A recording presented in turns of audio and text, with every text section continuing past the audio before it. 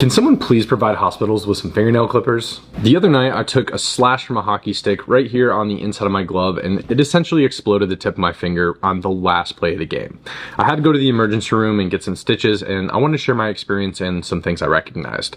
So after getting checked in, I got called to this little side room to have my heart rate and blood pressure checked. As soon as I sat down, the lady asked me if I was updated on my tetanus shot. So many smart responses went through my head, but I simply just told her yes. She then proceeded to take my blood pressure.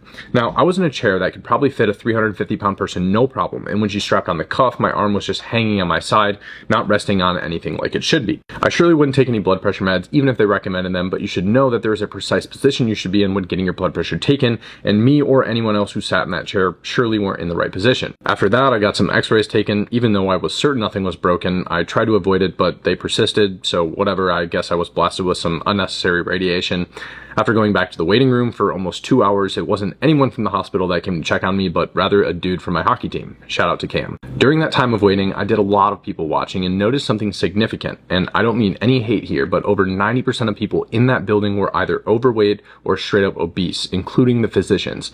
This observation made me realize that if you simply have good metabolic health, you probably have a much greater chance of avoiding medical facilities altogether.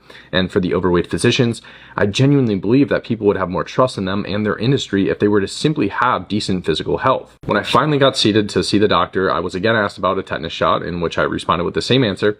She cleaned me up, injected some nerve blockers, and told me she'd be back in 10 once my finger was completely numb. Oh, and she warned me she might have to rip off my nail so that she could have something to stitch the hanging part of my finger to. About 50 minutes later, she returned when it felt like the nerve blocker started wearing off and proceeded to cut back my fingernail as much as she could with a pair of scissors because she couldn't find any fingernail clippers.